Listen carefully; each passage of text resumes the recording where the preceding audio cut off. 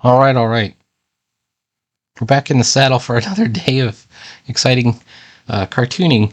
This is page 14, and I was thinking on the way home from work today, because I'm still a fully employed person, how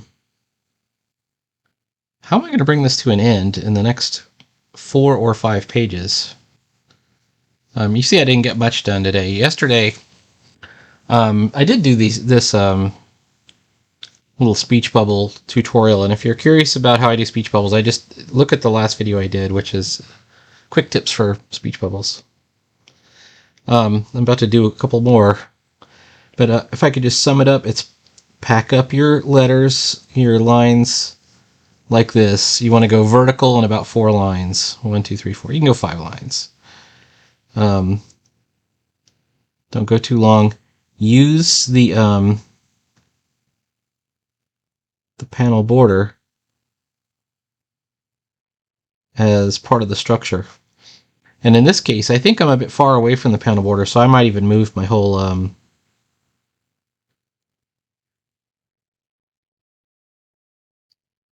my block of lettering even closer. One thing I didn't do, and I should have done, I was thinking about it, is I should have, rather than do two speech bubbles like I did here, just link them. That's a smarter way to do it.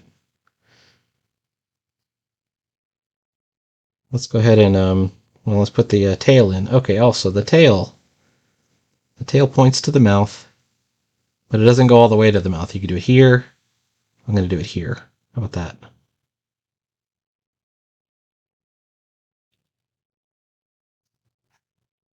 All right, let's throw in some Walter White there. I'm still going to erase a little bit here because we did our flood fill, which is what we needed it for. We just want our bubbles to balance. And some alliteration. You notice I also went out of the bounds here, so let's fix that up.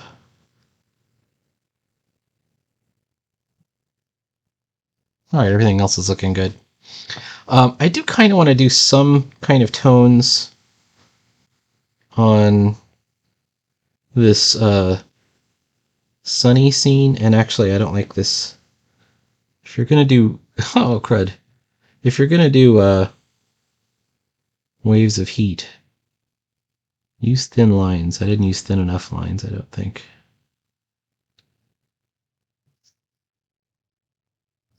This is where it would have been really helpful if I did have a colorist, because I would have been able to, maybe show them in red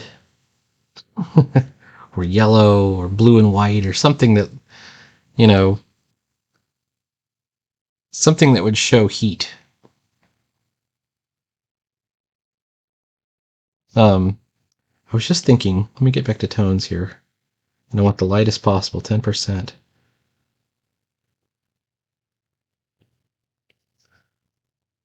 I'm wondering if that's, no, I don't know if it looks good. I think she's already got enough. The shadow is in front of her. It's a cast shadow. It's a direct shadow from being in the sun. I think it's good enough what we got. What I was thinking of doing, it's so hot, and then I've got this one here. I was thinking maybe connecting them, but now I think that would cross the sun here, and I don't think that would be good. So I'm going to leave it like it is. Get back to the ink layer. Back to my...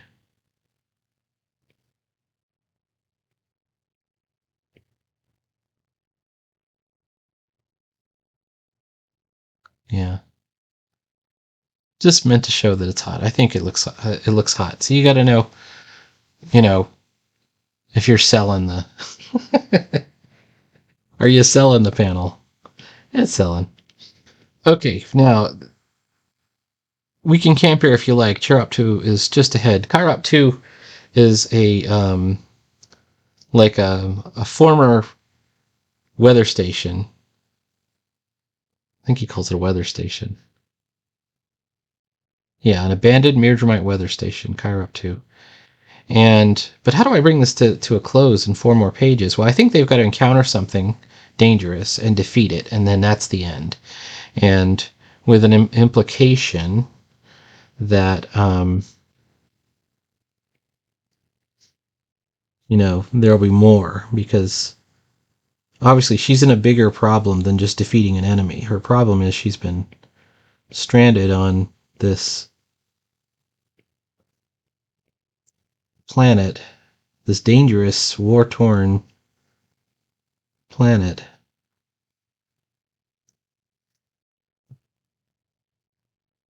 And telling her story is going to involve a lot more than just surviving.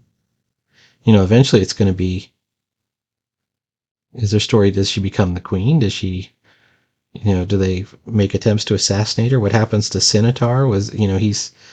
He's now become an outlaw because his learn adapt is permanently switched on.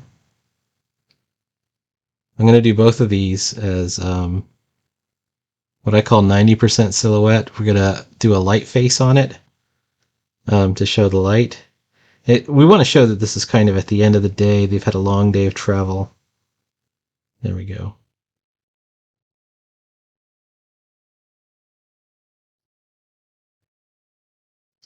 I might have put her too close. But same deal here, 90% silhouette.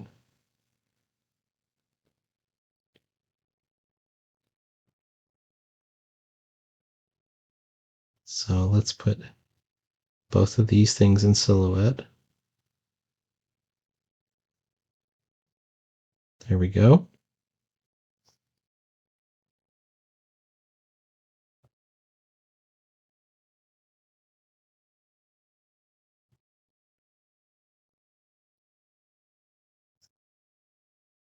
That actually seemed to work. Nope, and that did not. It's because I've got holes all through it. All right. It's a good idea to have a couple of little holes or noisy spots that are in there. Makes it feel a little bit more organic. And then it shows that she's alarmed.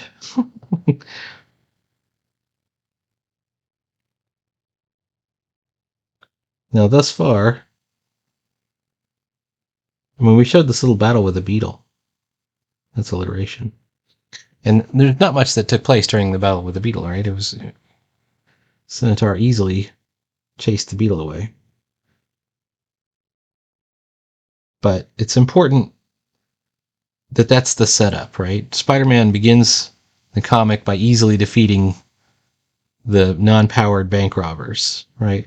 But as you go on, the next encounter, or maybe the one after that, has to be the one where he barely survives. Like suddenly it's not just the bank robbers, suddenly it's a supervillain, or even just a guy with a more powerful weapon, or somebody surprises him due to his own overconfidence. So I think what happens is they're going to be going towards Kyrop to encounter danger and defeat it, and then they're going to find themselves in the base, and the base will be kind of like the prize at the end, and then we'll end it right there. I was thinking maybe like the prize at the end will be, they have to win something at the end. That's the way to make it a satisfying story. Some kind of vehicle, like they get a vehicle or some kind of something. And I was thinking of giving them like little motorbikes or something. I think that would be kind of fun to show them on little motorbikes as they navigate this world.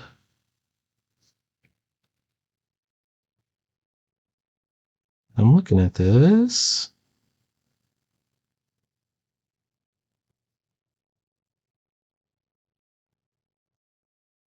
We're going to show smoke coming from the silhouette of Kyrop 2.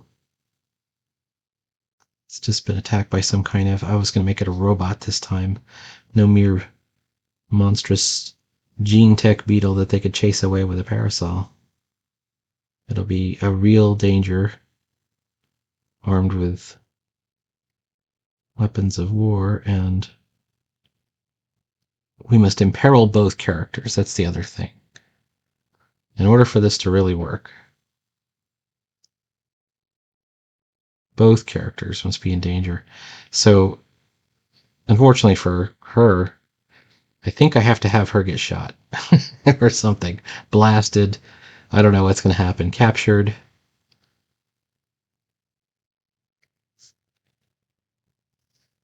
Something like that. And then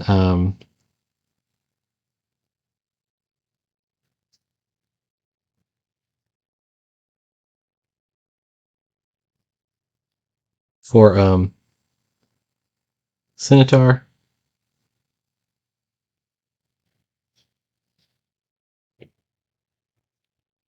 there has to be a decision point of some kind.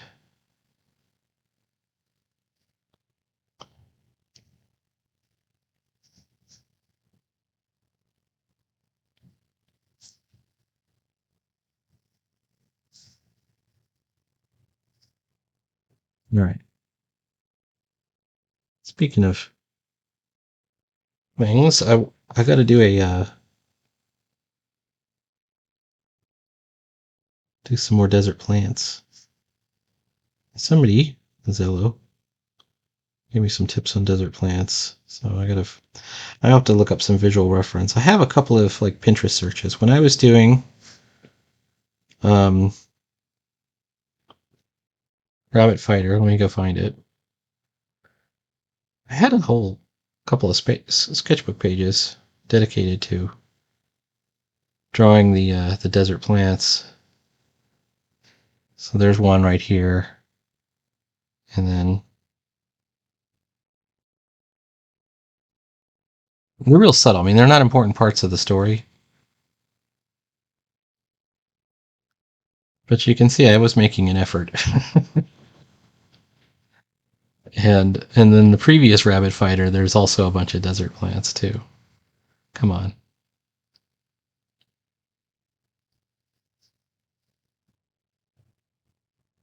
Now it's stuck. It's about to crash, I think. Come on now.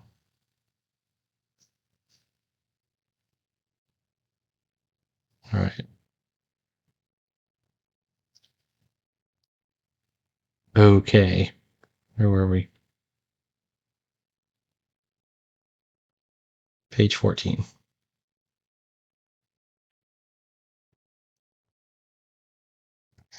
I will also give myself an out. I don't have to make them accurate desert plants because this is an alien planet.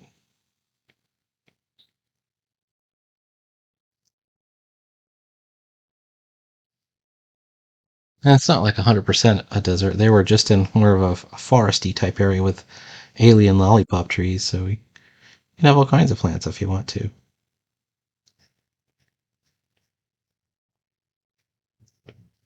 Everyone's a critic.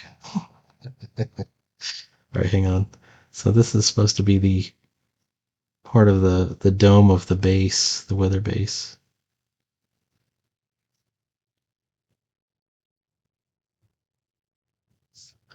All right, we're using this little trail or something, whatever this is, to reinforce perspective, right? Because it starts large as it's close, and it gets smaller in the distance. Although my line weight did not keep up, so let's try and redo that a little bit. Don't be afraid to redo stuff.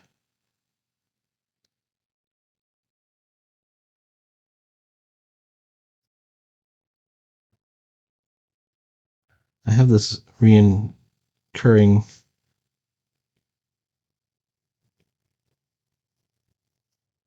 vision of old school Gamma World, where everything looked like a desert to me back then too.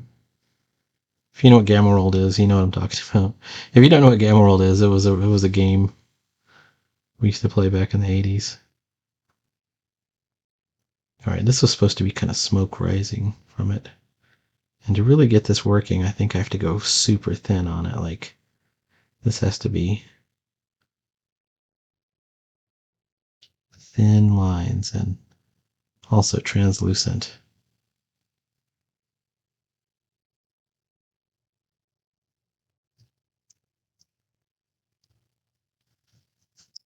To the greatest extent possible, I want to avoid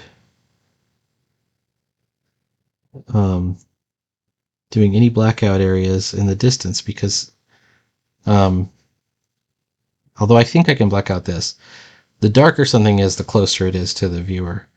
But also the darker something is, the more the viewer's attention is drawn. So this has to be the second darkest area because we want the viewers to look from here to there. Like they have to go boom, boom, just like that. So using some chunky blacked out areas is a good idea.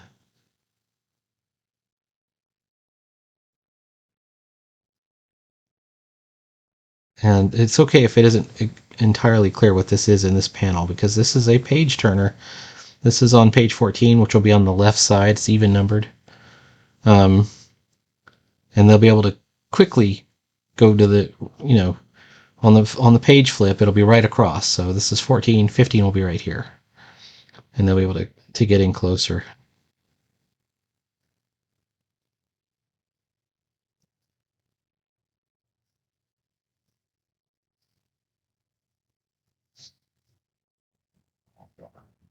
Okay. Now my hatch lines are pretty lame right here. We might spend another day on this. This will be Thursday before I'm done with it. Or longer. Man, you never know. Marsh mentioned that he would like me to post more tutorials for at least how I do it in Procreate. And, how I do comics is probably not the definitive way that they should always be done, but I can show you some tips and tricks for how I'm doing it that I think anybody could take advantage of. I've been drawing comics every day since 2019, and I've learned a couple of things along the way. I took like 4 Cuber classes. I've gotten a lot of critiques, and I've done my best to learn from it. I still consider myself an amateur and a student.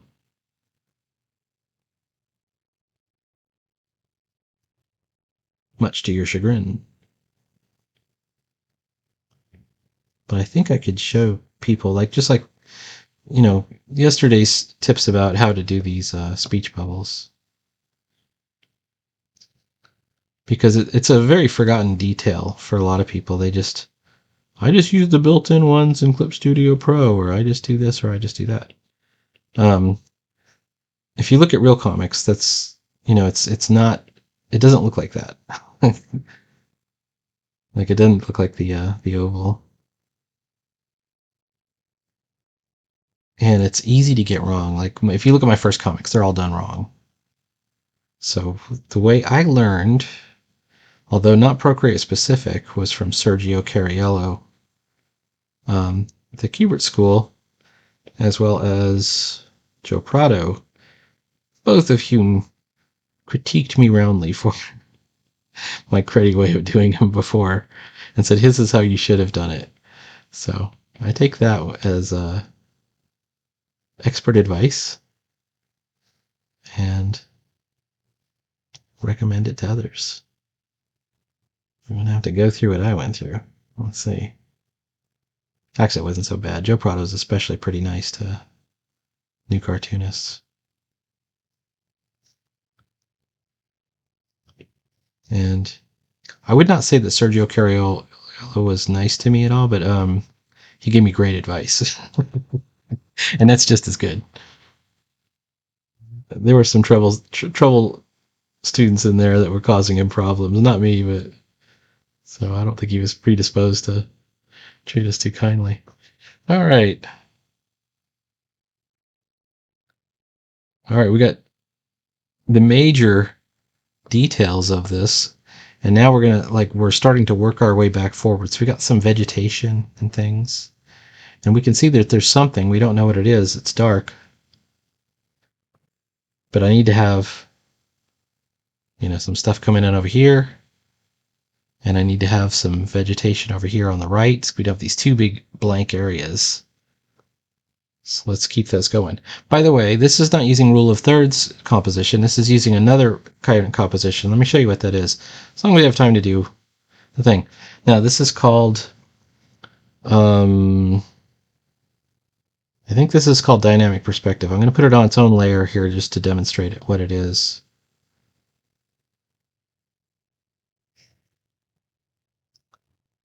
This is used by photographers. Instead of the rule of thirds, they use this. Now, and then you have these transverse lines of action. I'll have to look up what this is called again.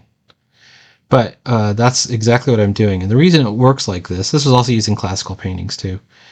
It has to do with the way you read. You read from left to right. This is the foreground, and you're reading to the right, and the right is off in the distance. So you start close and you go far. You go left and you go from left to right. And then these little stanchion things are important too.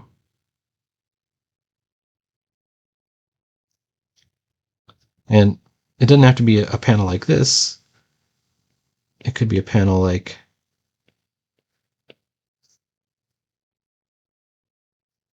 with a building in the background or something like that. There's a lot of ways you could do it. Let me look that up real quick. Now I'm curious. I think it's called dynamic perspective or something like that. And I'll try and link a video about it.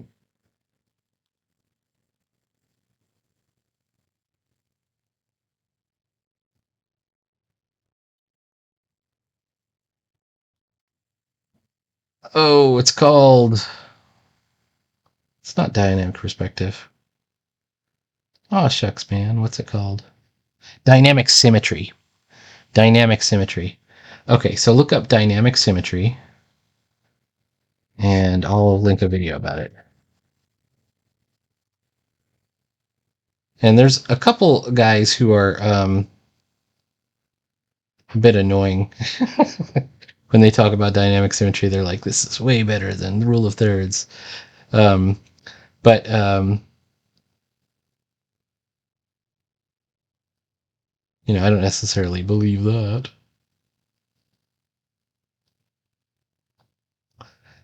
Yeah, Dynamic Symmetry by Deontay Jenkins. It's an alternate way, and there's no reason why you have to go all in on one or the other. It's just another way to do it. So I'm using Dynamic Symmetry on this panel, but I'm using Rule of Thirds on this panel and this panel. This is kind of a Dynamic Symmetry panel. Or maybe it's not really. Alright, anyways, I'm going to continue on a little bit further.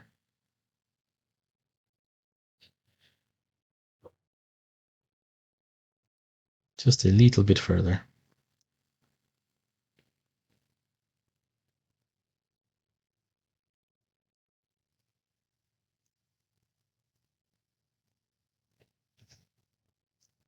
Let's do some plants coming out here.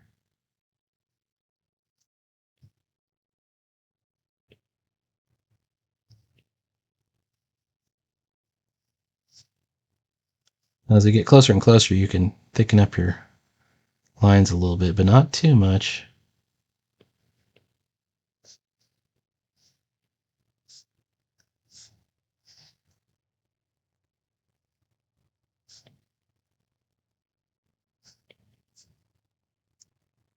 Then don't forget we had the lollipop trees.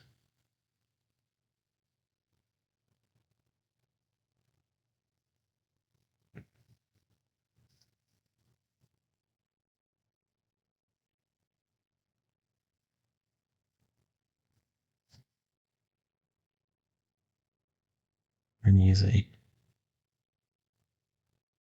tree line type line here.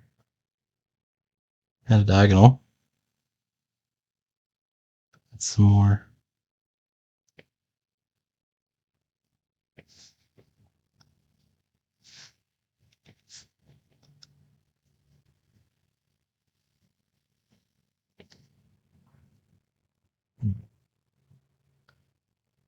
think this will take me a couple more days to fill in, but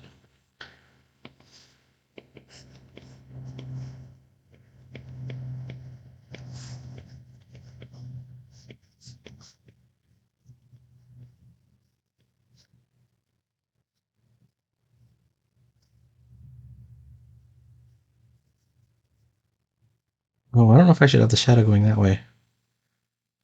The sun is the sun behind them. No, the sun's in front of them. So I think I could put shadow here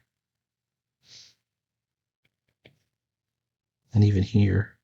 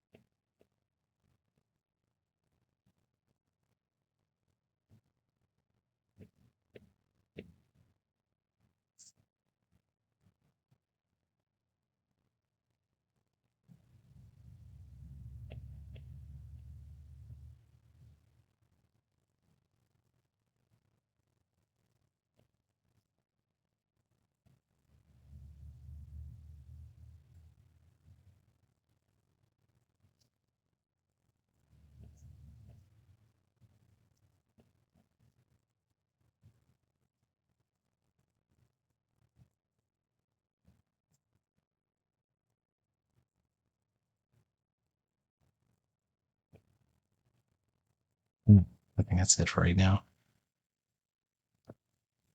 Let's call it a day on this panel for right now. I've obviously got more to do. I've got more to do here. I need to